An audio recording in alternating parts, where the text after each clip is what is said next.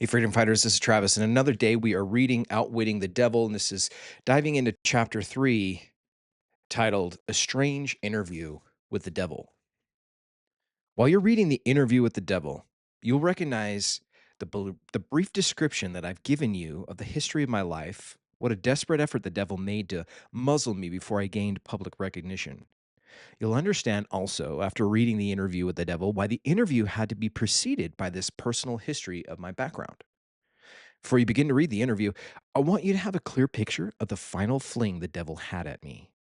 And be it remembered with profit that it was the final fling which gave Mercy a chance to turn the twist the devil's tail until he squealed out his confession. The devil's undoing began with the Depression in 1929. Through the fortunate turn of the wheel of life, I lost my 600-acre estate in the Catskill Mountains. My income was entirely cut off. The Harriman National Bank, in which all my funds were deposited, folded up and was wiped out. Before I realized what was happening, I found myself caught up in a spiritual and economic hurricane which evolved into a worldwide catastrophe, such force that no individual group, no individual or group of individuals could even withstand it. While wasting, excuse me, while waiting for the storm to cease and the stampede of human fear to stop, I moved to Washington, D.C., the city from which I made my start after my first meeting with Andrew Carnegie nearly a quarter of a century previously. There seemed nothing for me to do except for to sit down and wait. All I had was time. After 3 years or so of waiting with tangible results, my restless soul began to push me back into service.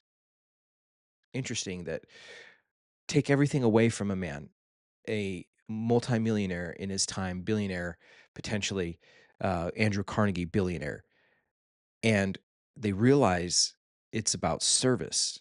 To get that wealth back, they're going to turn back to service, helping other people. That's the prelude here. I'm pretty sure it's going to happen. He's going to describe because we know what happened. 1929, he lost everything, and we know that he was a success. He published Think and Grow Rich in 1937. 1938, he wrote this book, and in 2011, his release. We know that he had success. So there was little opportunity for me to teach a philosophy of success when the world around me was in the midst of abject failure. Men's minds were filled with the fear of poverty. This thought came to me one evening while I was sitting in my automobile in front of Lincoln Memorial on the Potomac River, with the shadow of the Capitol in the backdrop there. With it came another thought. The world had staged an unprecedented depression over which no human being had any control. With that depression had come to me an opportunity to test the philosophy of self determination, to the organization of which I devoted the better portion of my adult life. Once more, I had the opportunity to learn whether my philosophy was practical or just mere theory. I realized, too, the opportunity had come to test a claim I'd made hundreds of times that every adversity brings with it the seed of equivalent advantage. If you've never heard that before, that's a huge line. Basically, every time you get punched in the face or you have failure, instead of looking at it as such, look at it as for your springboard for success. Every setback is a setup for your comeback. So he's saying right here that every adversity brings with it the seed of equivalent advantage. So when you failed at something, now you're aware that, hey, I'm deficient in this thing. Now I need to shore up that deficiency and prepare to play again and get success next time. You go back out to the hitting range and you swing the bat and you crack the ball over the fence. People are training to get better. In the last book that we read, Psycho-Cybernetics, there was training that would happen, and you're not practicing imperfectly and mastering that craft. No, you're honing in on the times that you smack the ball and you make adjustments to smack the ball more frequently. That's what the practice was all about with in the batting range. In the batting range, you're getting pitched balls over and over again, and each time you hit it, you refine that movement. You pay attention to that muscle memory that you're developing and how did it feel? Where on the bat did it actually land? Where were my hips positioned? How were my arms when they swung through? Were they straightened elbows? Were my elbows bent? All those fun things that you start to pay attention to and you refine and you perfect. But each time you have a failure, each time that you have a setback, with every adversity brings in the seed of an equivalent advantage. I'm harping on this is like the middle of a paragraph, and I'm stopping and pausing because that is such a huge statement that literally behind every curtain that closes is a new scene for a superstar to be born. You can look at every adversity in your life as the moment and opportunity that right around the corner, it's going to be awesome. Just choose to believe that. What, if any, I asked myself, were the advantages to me of a world depression? Well, when I began to look for a direction in which I might move to test my philosophy, I made the most shocking discovery of my life. I discovered that through some strange power, which I didn't fully understand, I lost my courage, my initiation. My initiative had been demoralized and my enthusiasm had been weakened. Worst of all, I was solely ashamed to acknowledge that I was the author of a philosophy of self determination. Because down deep in my heart, I knew, or at least I thought I knew, that I couldn't make my philosophy pull me out of the hole of despair in which I found myself. While I floundered in a state of mental bewilderment, the devil must have been dancing in a jig of rejoicing. The devil must have just been dancing there, giggity, giggity, giggity. At last, he had the author of the world's first philosophy of individual achievement pinned under his thumb and paralyzed with indecision. But the devil's opposition must have been at work too. As I sat there in the front of the Lincoln Memorial, just reviewing in retrospect the circumstances which so many times previously lifted me to great heights of achievement, only to let me drop to equal depths of despair, a happy thought was handed over to me in the form of a definite plan of action by which I believed I could throw off that hypnotic feeling of indifference with which I had been bound. Even though the world around him was going through the Great Depression, he lost all of his life savings, his earnings, his income, everything in the bank that folded. And he was just chilling here going like, it's all good. It was a hypnotic feeling that he was allowing himself to believe that things were bad when he's like, dude, actually, things have been pretty good. I have the opportunity to change my thoughts. And now I'm no longer bound. He talks about it being a hypnotic boundary, a like binding, like chains, shackling him in hypnosis. And then he snaps out of it and realizes, dude, actually, I could look at this as a seed of advantage, right?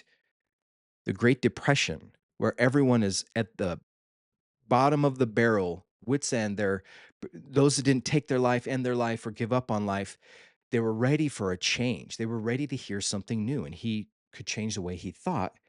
And in turn, he took advantage of the situation and wrote the world's first personal achievement book, right? Yeah. And it was all just by changing his mind.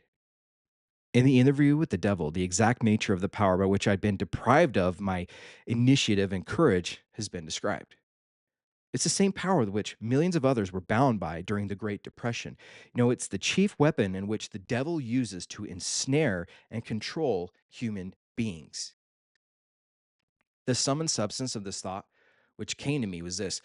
Despite the fact that I'd learned from Andrew Carnegie and more than 500 others of equal business and professional achievements, that noteworthy achievements in all walks of life come through this application of the mastermind, the harmonious coordination of two or more minds working to a definite end. I'd failed to make such an alliance for the purpose of carrying out my plan to take the philosophy of individual achievement to the world. Despite the fact that I'd understood the power of the mastermind, I neglected to appropriate and use this power. Oftentimes, like we have the tools and the knowledge. We know how to build the house. We know how to get six-pack abs. We just don't want to stop eating so much in the kitchen, and we don't really want to do so much work in the gym. Really 80%, 90% in the kitchen. We don't want to eat healthy all the time and starve ourselves, so to speak, is what the mindset would be. And we don't want to do all the crunches and sit-ups and push-ups and pull-ups and all those fun things in the gym that's like 10, 20% of the whole equation. We don't want to do those things. Yet we know that we should be doing them and we know how to do them, just as he's describing here. But just because we know the right thing to do doesn't mean that we always choose to do it. Despite the fact that I had understood the power of the mastermind, I'd neglected to appropriate and use this power. I've been laboring as a lone wolf instead of allying myself with other and superior minds. Commentary. The interview with the devil, it may have occurred as Hill sat at the foot of the Lincoln Memorial, but was it real? I mean, was it real to Hill? And did it create this framework for how he lived his life and shared his revelations with us, his students? To reiterate Hill's earlier words, he discovered that every great leader of the past whose record I've examined was beset by difficulties and met with him temporary defeat before, quote, arriving. Hill also describes in his works how these great leaders surrounded themselves with masterminds and they conquered their inner struggles with adversity and then used the power of the mastermind to propel their successes. Consider how you could form a mastermind group, a team to help you overcome adversity and propel you to success. An analysis. Let's now briefly analyze the strange interview that you're about to begin. Some who will want to ask after they finish it, did you really interview the devil or did you just merely interview an imaginary devil? Some may wish the answer to this question before they begin the actual interview. I'll answer in the only truthful way that I really could answer by saying that the devil I interviewed may have been real just as he claimed to be, or he may have been the creation of my own imagination. Whichever it was, whether real or imaginary, it is of really little importance compared with the nature of the information conveyed through the actual interview. And that's kind of the key point here. Before I'm going into reading this book, I'm saying the same thing myself. Does it really matter if it was a real interview with a real devil, if it was imagined or not, if we choose to believe different thoughts about devils and all those things or not? Does it really matter? Or was there actual, good information here? Was there valuable information conveyed to us that's useful? Yes or no? Yes. The important question is this: does the interview convey dependable information which may be helpful to people who are trying to find their places in the world? If it conveys that sort of information, no matter whether it's conveyed in the form of fact or fiction, then it's worthy of serious analysis through careful reading. I'm not concerned in the least as to the real source of the information or as to the real nature of the devil whose astounding story that you're about to read. I'm concerned only with the fact that the devil's confession squares perfectly with it I've seen of life. I believe the interview does convey information of practical benefit to all who have not found life to be friendly. And the reason I believe so is the fact that I've made the central theme of this book yield to me all the happiness I need in the form best suited to my nature. I've had experience with enough of the principles mentioned by the devil to assure me that they will do exactly what he says they will. It's enough for me. So I pass the story of the interview on to you for whatever you may be able to make and pay in useful dividends. Perhaps you'll get the greatest values if you just accept the devil as being what he claims himself to be, relying upon his message for whatever it may bring you that you can use, and not worrying as to who the devil is or to whether he exists. If you want my honest personal opinion, I believe the devil is exactly who he claims to be. Now, let us analyze his strange confession. After forcing his way into the consciousness of the devil, Mr. Earthbound, quote, he began the unwilling interview with questions that which could not be evaded. Commentary. Hill, Mr. Earthbound, he interrogates the devil in an almost courtroom atmosphere. Somehow the devil is obligated to give complete and accurate answers, but how was this done? Perhaps Hill forced the devil's confession by forming a mastermind, possibly with his wife, the harmonious coordination of two or more minds working to a definite end, to exert the power of God. The great storehouse of infinite intelligence, wherein is stored all that is, all that ever was, and all that can ever be. Perhaps Hill won the right to accurate responses by being a thinker in control of his own mind, who mastered all of his fears. Thanks to this mastery and control, Hill could demand true and accurate responses from the devil. In any event, Hill forces the devil to expose his tricks and wiles so that we may encounter them and avoid the pitfalls in our lives. So, this is the key right here. Here begins the interview with the devil. So, it starts off with Q and A's. So, I'm going to read a Q and then an A, and then you'll get the feeling, you'll understand who's talking. So, as I read it out loud, I'm not going to just repeat Q and A each time there's a question and answer. Question: I've uncovered the secret code by which I can pick up your thoughts. I've come to ask you some very plain questions, and I demand that you give me direct and truthful answers. Are you ready for the interview, Mr. Devil? Answer: Yes, I am ready, but you must address me with more respect. During this interview, you'll address me as Your Majesty. By what right do you demand such loyal respect? You should know I control 98% of the people of your world. Do you not think that entitles me to some rate as royalty? Commentary. I had an extremely adverse reaction to hearing the devil referred to as Your Majesty when I first read this interview. Then I realized that Hill probably intended to create just that reaction, and I read on. And of course, the text does not reflect whether Hill might have used an ironic or sarcastic tone when so addressing the devil. Also, bear in mind that Hill was an advertiser. Hill started out in one of his first jobs that he described in this book right here, that he was in advertising, and he started publishing magazines. And if you look at here at the headline, there's a subheadline. So the headline is Outwitting the Devil, the secret of how the author attained physical and financial freedom.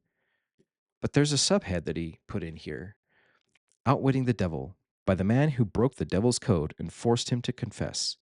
Like, that's pretty good. That's some good stuff compared to the secret of how the author attained physical and financial freedom. Like that's also good. It describes exactly what we're after, but this is a man who broke the devil's code and forced him to confess. Like, that's what we're getting right here. That's why there's a secret key printed in this book, is that we're using ChatGPT like engineering prompts with artificial intelligence. He's using the same types of prompts to the devil. The devil in his mind, the devil that we may all know, that we all wrestle with ourselves, is right here being spoken to in plain language, and we're getting the sauce. But yes, like, he demands to be called Your Majesty, and that gives us an adverse reaction. It's because, hey, he's an advertiser, he's hooking us. This is the very first paragraph of the entire book, of the entire interview. I'm now hooked. We're all hooked. So, um, to that point, we're going to continue on. Question: Have you proof of your claim? Yes, plenty of it. What does your proof consist of? Well, many things. If you want answers, you'll address me as Your Majesty. Some things you will understand, some things you will not. In order for you to get my viewpoint in all, I shall describe myself and correct the false notions people have of me and my place of abode.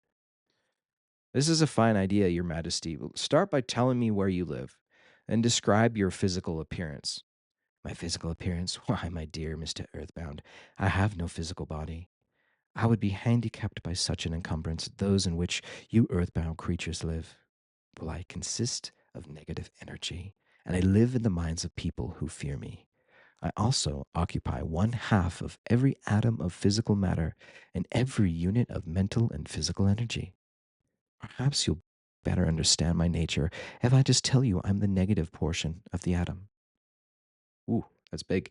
Oh, I see what you're preparing to claim. So you're laying the foundation to say that if not for you, there wouldn't be any world, no stars, no electrons, no atoms, no human beings, nothing. Is that correct? True. Absolutely true. Well, if you only occupy one half of energy and matter, then who occupies the other half? Well, the other half is occupied by my opposition. Opposition? What do you mean? The opposition is what you earthbound call God. All right. So you have the universe divvied up, divided between you and God. Is that your claim? Not my claim, but the actual fact. Before this interview is finished, you'll understand why my claim is true. You'll also understand why it has to be true, or there couldn't be any world such as yours. No earthbound creatures such as you. I am no beast with a forked tongue and a spiked tail. But you do control the minds of 98 out of 100 people, so you said yourself. Who causes all this misery in this 98% devil controlled world if you do not? I've not said that I do not cause all the misery of this that happens in this world, but on the other hand, I do boast of it. It is my business to represent the negative side of everything, including the thoughts of you earthbound people. How else could I control people? I mean, my opposition controls positive thought, and I control negative thought. How do you gain control of the minds of people? Oh, that is easy. I merely move in and I occupy the unused space of the human brain. I sow the seeds of negative thought in the minds of people so I can occupy and control the space. So that's why actually there's a story in the Bible itself where Jesus talks about a situation. If you've got a house and it's full of evil spirits, well, don't just clear out the spirits and leave the house empty and vacant, because those spirits will just come fill all those vacancies, all those empty voids. If you want to displace the darkness, just turn on the light. Literally, all you need to do is take that house and fill up the cup of water with light. Like, fill it up with positive spirits, positive ways of thinking, and don't leave any space in your mind unoccupied without a positive thought. And those negative thoughts can't penetrate, they can't come back and replace them. But just as he says here, he gains control over the mind by those little tiny nooks and crannies where you've not given yourself a self image that's, I'm a winner. I'm a champion. I'm looking at every adversity as a seed of new opportunity and greater benefit, positive outcome for myself. Every part of your self image and being, if it's not filled up as such and there's doubts, those doubts will start to creep in and they will start to play through. Oh, look, I didn't do this thing today. Oh, look, that didn't happen. Oh, look, I made that decision. Oh, look, blah, blah, blah, blah, blah, blah, blah. And now he can occupy and control the empty space, the unused space of your human mind, and sow seeds of negative thought and control you. I'm not using a he in the terms of like it's a real devil. Like, this is the way that we lose control of our thinking and we end up in the place that we don't want to be. We say, well, like, yeah, I've tried this before. I've tried this, like having a nice life success thing before. It hasn't really worked out for me. Well, you know what? It hasn't worked out is because you've allowed those negative thoughts to creep into your mind, those little subtle energies, and they're now controlling you. You must have many tricks and devices by which you gain and control hold over the human mind. To be sure, I employ tricks and devices to control human thought.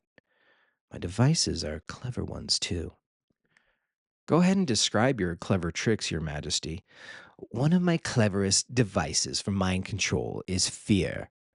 I plant the seed of fear in the minds of people, and as these seeds germinate and grow, through use, I control the space in which they occupy.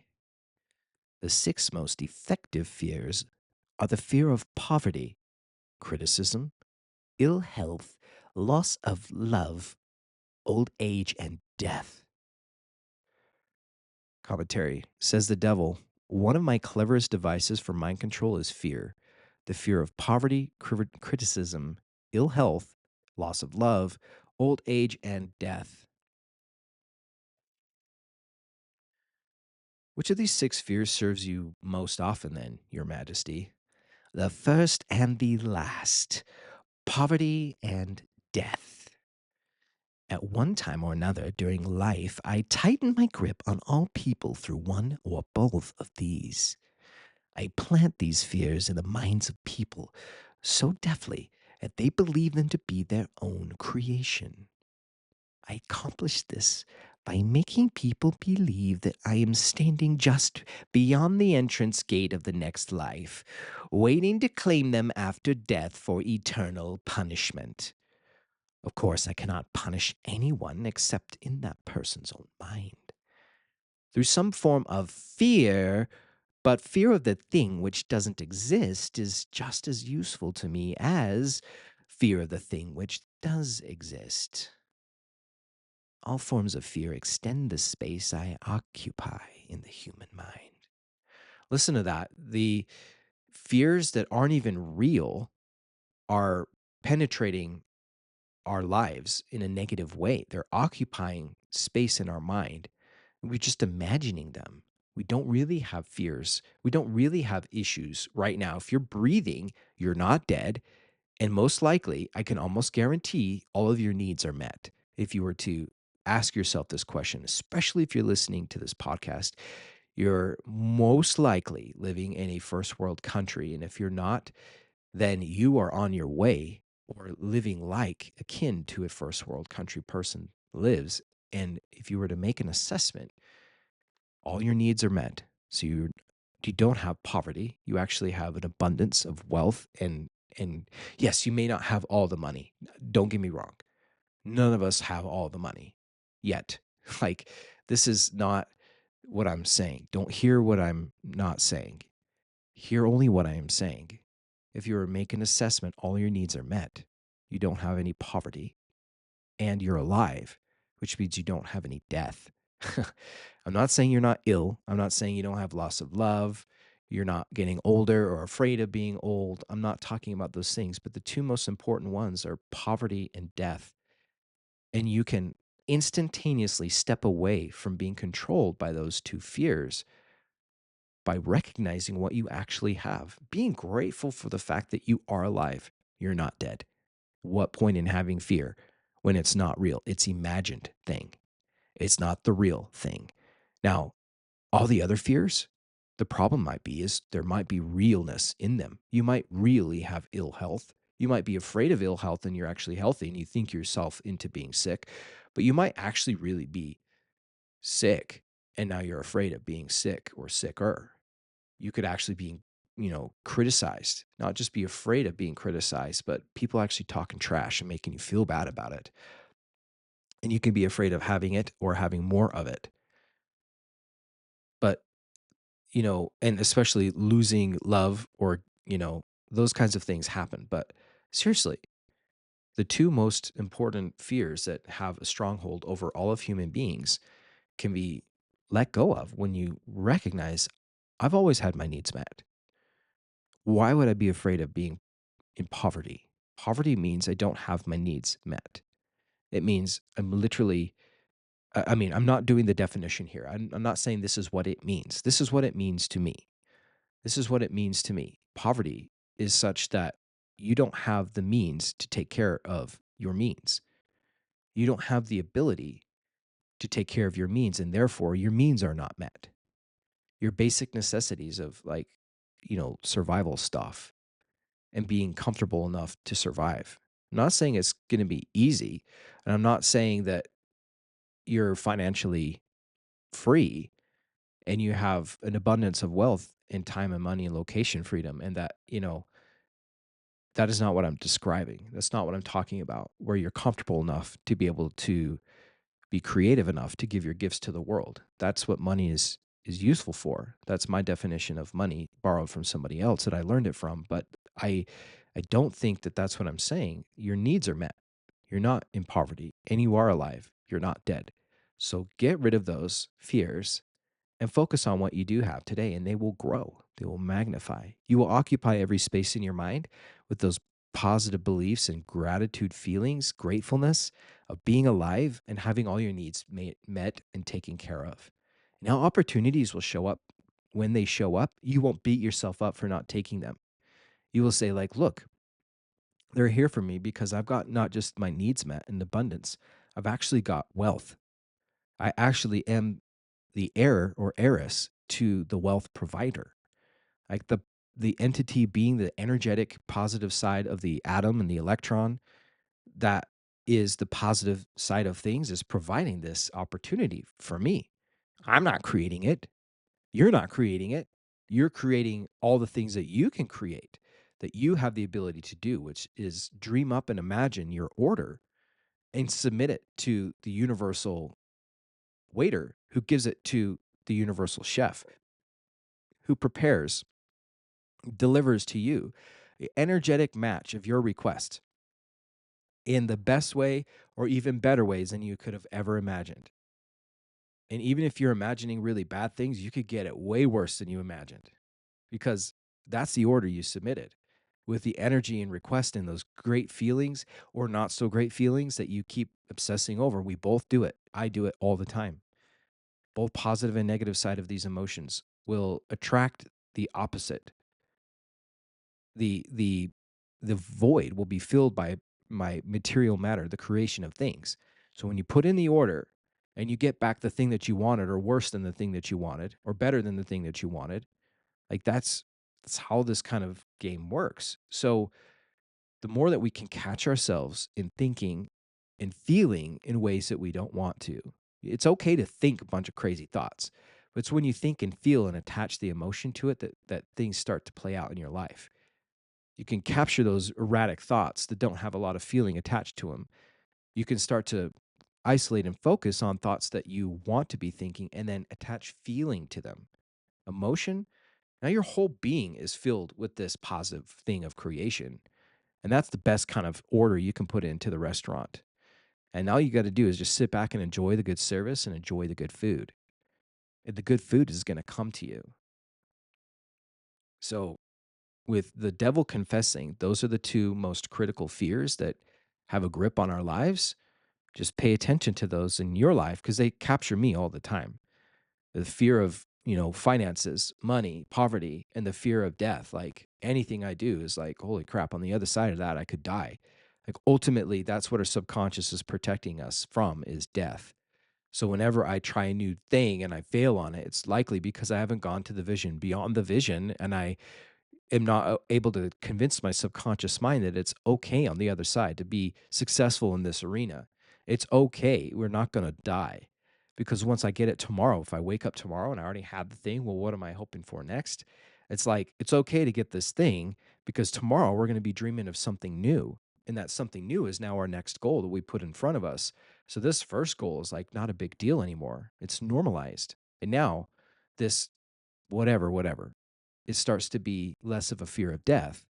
And now your subconscious is in alignment and you're working together, not against your subconscious mind in your conscious daily activities, in your dreams and your thoughts and your feelings. So that's the little recipe for the last 15-minute dose of how to extinguish from your thinking the fear of poverty and the fear of death. Your Majesty, will you explain how you gained this control over human beings? The story's too long to be told in just a few words. It began over 1,000,000 years ago when the first man began to think. Up until that time, I had control over all mankind, but enemies of mine discovered this power of positive thought, placed it in the minds of men, and then began a battle on my part to remain in control. So far, I've done quite well by myself, having lost only 2% of the people to the opposition. I take it from your answer that men who think are your enemies. Is that right? It is not right, but it is correct. Tell me something more about this world in which you live. I live wherever I choose. Time and space don't exist for me.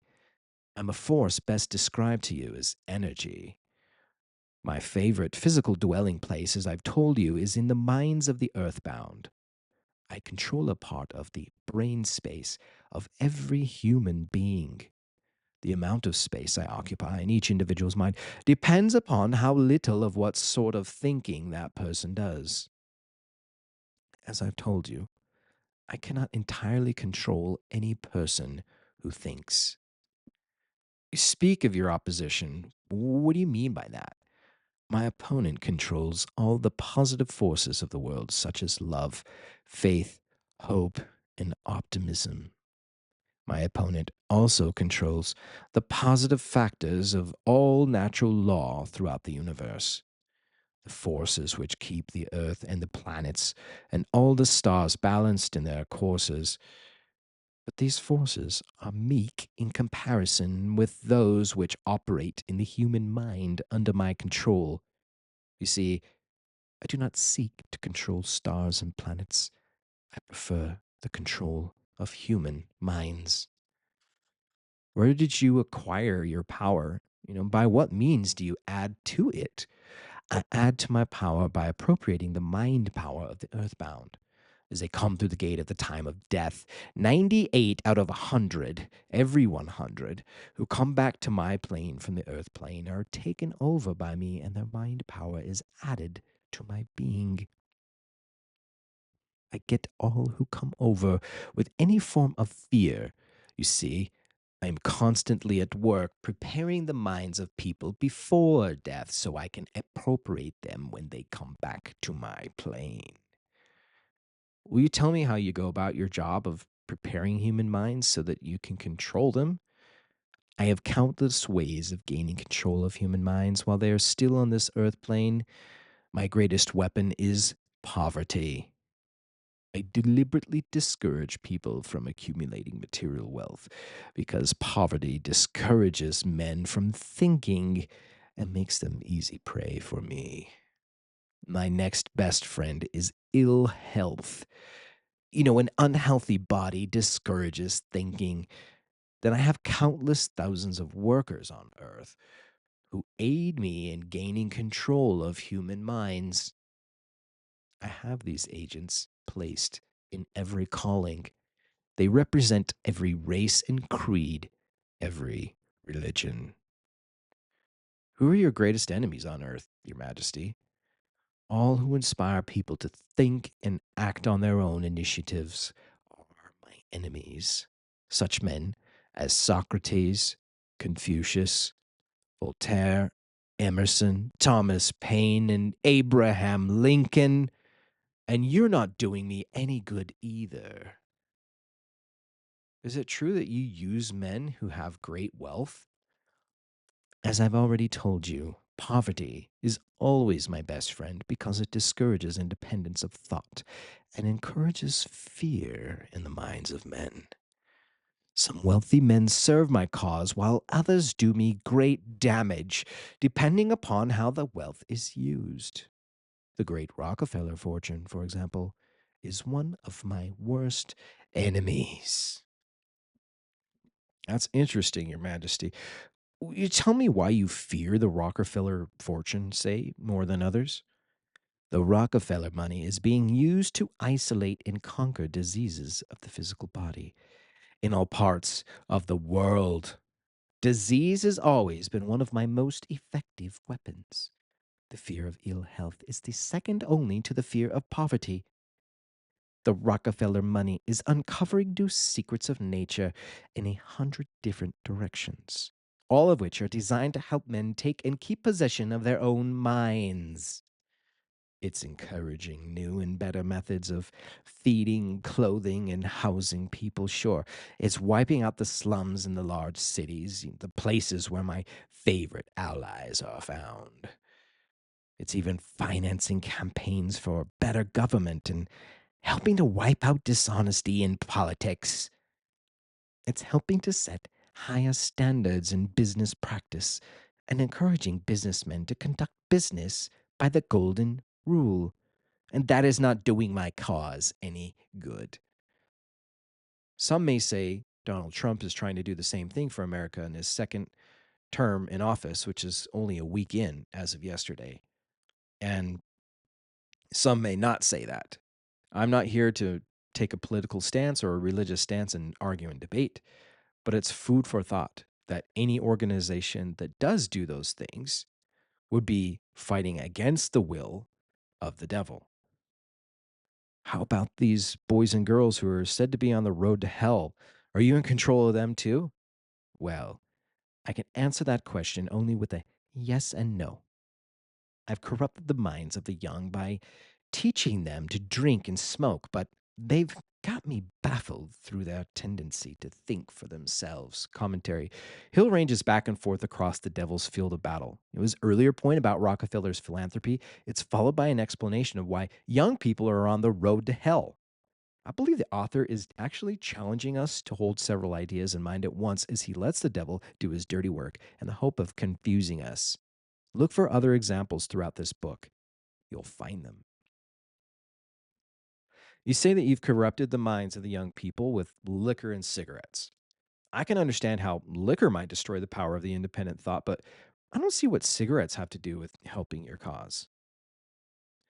You may not know it, but cigarettes break down the power of persistence. They destroy the power of endurance and they destroy the ability to concentrate. They deaden and undermine the imaginative faculties, and they help in other ways to keep people from using their minds most effectively. Do you know that I have millions of people, young and old of both sexes, who smoke 2 packs of cigarettes a day?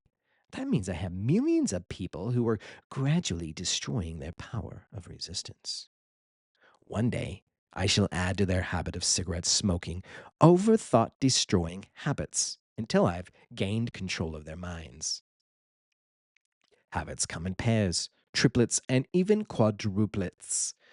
Any habit which weakens one's willpower invites a flock of its relatives to move in and take possession of the mind. The cigarette habit, it not only lowers the power of resistance and discourages persistence, but it invites looselessness and other human relationships. I've never thought that cigarettes were actually a tool of destruction, Your Majesty, but your explanation throws a different light on the subject. How many converts to the habit do you now claim? I am proud of my record. Millions are now in victims, and the number is increasing daily. Soon, I shall have most of the world indulging in the habit. In thousands of families, I've now followers of this habit, including every member of the family. Very young boys and girls are beginning to take up the habit. They're learning how to smoke by observing their parents and older brothers and sisters. Which do you consider to be your greater tool for gaining control of human minds, cigarettes or liquor? Without hesitation, I would say cigarettes. Once I get a young person to join my 2 package a day club, I've got no trouble in inducing that person to take on the habit of liquor, overindulgence of sex, and all other related habits which destroy independence of thought and action. Commentary. Remember, this was written in 1938, long before the addiction nature of tobacco was even discovered here. Here as elsewhere, Napoleon Hill is far ahead of his time in some of his medical and sociological opinions. Your Majesty, when I began this interview, I had you all wrong. I thought you were a fraud and a fake, but I see now that you're actually quite real and you're quite powerful. Your apology is accepted, but you need not have bothered. Millions of people have questioned my power and gotten most of them at the gate as they came over. I ask no person to believe in me. I actually prefer that people fear me. I am no beggar. I take what I want by cleverness and force. Begging people to believe is the result and the business of my opposition, not mine. Your Majesty, will you please pardon my rudeness? I wouldn't be able to look myself in the face again if I didn't tell you, here and now, all that you are is the damnedest fiend ever to be turned loose on innocent people. I always had the wrong conception of you. I thought you were just some kind enough to I thought you were kind enough to let people alone while they were living. Thought that you merely tortured their souls after death. But now I learn from your own brazen confession that you destroy their right of freedom of thought and cause them to go through a living hell on earth. What do you have to say to that? I get what I want by exercising self control. It's not so good for my own business, but I suggest you emulate me instead of criticizing me. You call yourself a thinker, and you are, but Otherwise, you would never have forced this interview on me. You will never be the sort of thinker that frightens me unless you gain and exercise greater control over your own emotions. Well, let us get away from personalities then. I came here to learn more about you, not to discuss myself. So please, go ahead and tell me of the many tricks that you've devised for gaining control of the human mind. What's your most powerful weapon just now? That is a difficult question to answer. I have so many devices for entering human minds and controlling them that it's difficult to say which are the most powerful. Right at the moment, I'm trying to bring about another world war. My friends here in Washington, they're helping me to involve America in the war, but if I can start the world to killing on a wholesale basis, I shall be able to put into operation my favorite device for mind control. It's what you may call mass fear. I used this device to bring about the other World War in 1914. I also used it to bring about the economic depression in 1929. And if my opposition had not double crossed me, I would now be in possession of every man, woman, and child in the world. You can see for yourself how near I came to this world domination, the actual thing I have been struggling to attain for thousands of years. Commentary. Here, the devil claims to be working with both sides of the instigating, both sides, actually, working with both sides to instigate the war, based on his sowing the seeds of fear throughout the world. This is the essence of what has come to be known in our time as terrorism and the response to it. Through Hill's work, the devil takes credit for not only both world wars, but also the Great Depression. It's easy to add the current economic collapse to his list of credits. Now, both war and economic collapse, they breed fear in people's minds, and they're certainly the work of the devil. Yeah, okay, yes, I see your point. Who wouldn't? But you're a very ingenious manipulator in the minds of people. Is your devilish business carried on only through people of high position and great influence? Oh, no. I use the minds of people in all walks of life. As a matter of fact, I prefer this type of person who makes no pretense of thinking. I can manipulate that sort of person without any difficulty at all. I could not control 98% of the people of the world if all people were skilled in thinking for themselves. I'm interested in the welfare of those people whom you claim to control. Therefore, I wish you to tell me all the tricks by which you enter and control their minds. I want a complete confession from you. So, begin with your cleverest trick. This is suicide you are forcing on me. But I am helpless. So, settle down, and I will place in your hands the weapon by which millions of your fellow earthbound will defend themselves against me. And that's the end of chapter 3. Our first chapter of the actual interview with the devil. Until next time.